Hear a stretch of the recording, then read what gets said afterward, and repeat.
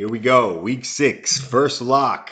Atlanta Falcons -3 at home. The Falcons are due for a win. 1-4 to start the season. This is a team who ended both their last two seasons by losing to the Super Bowl champs. They lost last season in the divisional game to the Eagles, and of course, in the Super Bowl 2 years ago to the Patriots. They're not as bad as 1-4. They're at home, going up against Tampa Bay, who's also in the midst of a 2-game losing streak, so they'll be hungry. But obviously, at 1-4, another loss, and you're very, very, very unlikely to make the playoffs in a tough division with the Panthers and the Saints and the Bucks. Obviously, this is a divisional game.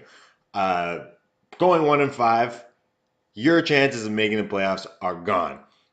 You win this week, chances are still low, but at least you have some hope for the rest of the season. For the Bucks, they fall to 2-3. 2-3 is not so bad. Yes, they are in a tough division, but I feel like the game means quite a bit more to the Falcons. They've lost the last 2 games at home, one by a point, single point, and the week before that they lost in overtime at home.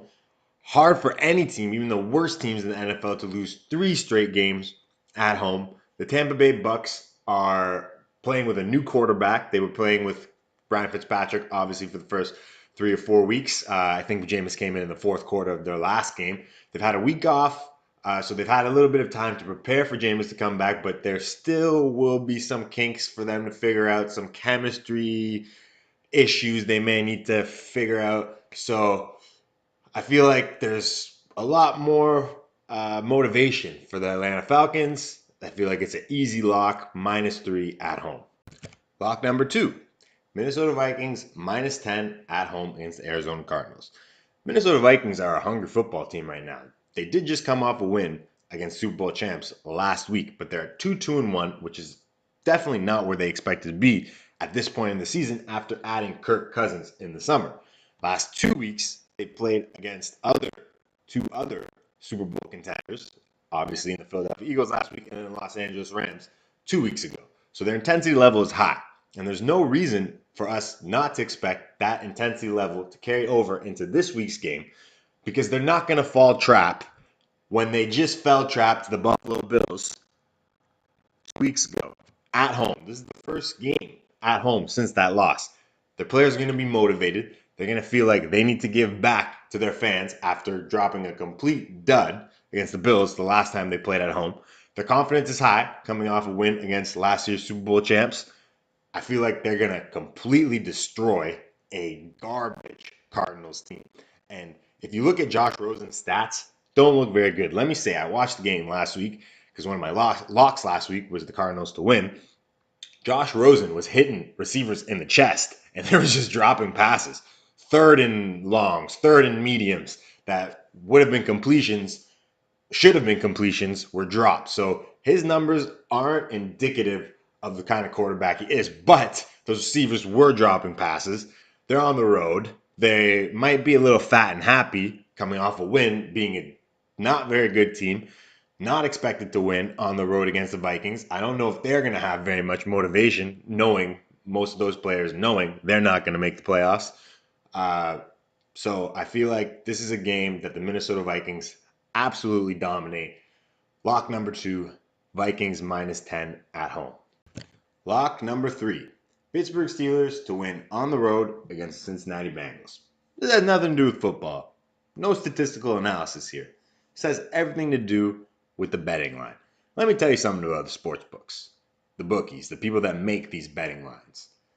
They don't know what's going to happen in a lot of these events that they're making lines for. I'll make a tutorial about this another time, and I'll give you examples, and I'll go into detail. I don't want to go into too much detail about it now. Just take my word for it.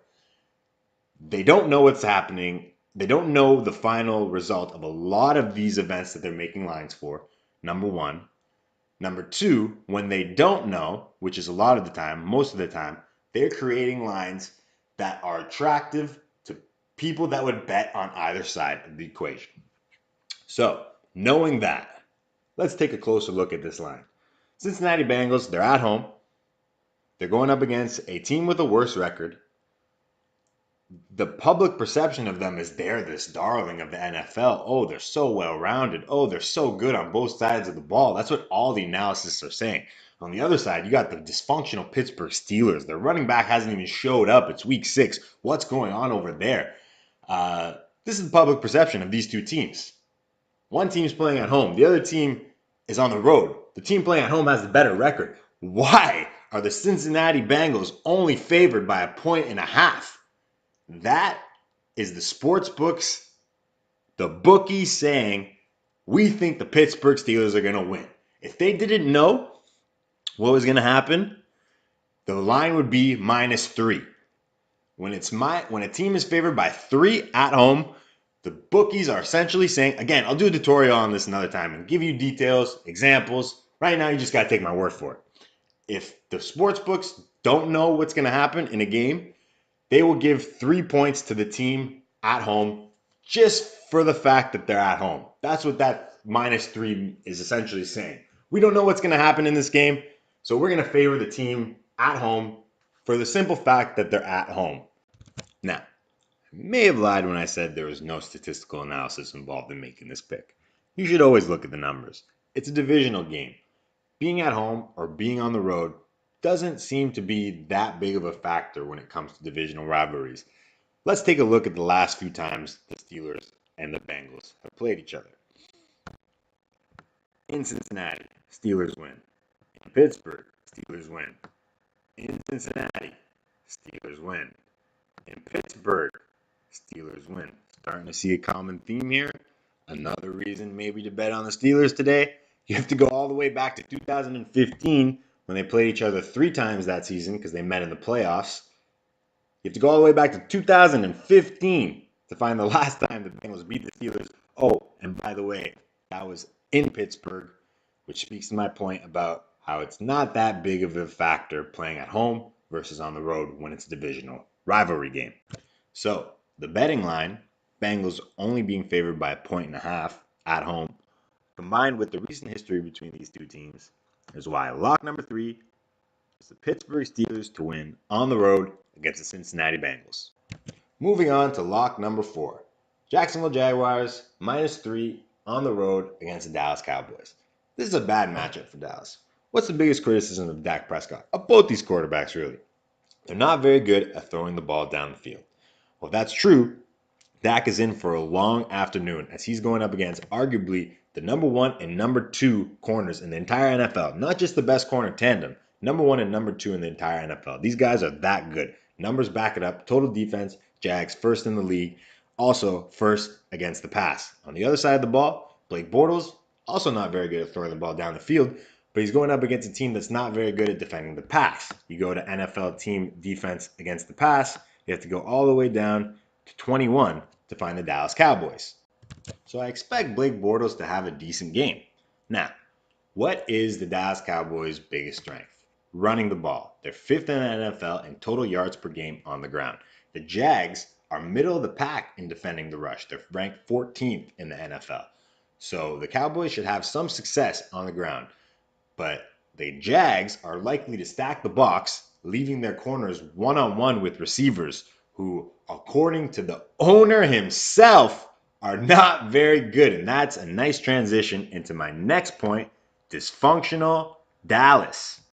Jerry Jones, owner of the Dallas Cowboys, came out a few days ago and said, we haven't had a number 1 wide receiver in years. First thing you think about is Dez Bryant. Dez Bryant responded, and that was the number 1 topic on sports talk shows the next day. Look at the shots he's taking at Dez Bryant.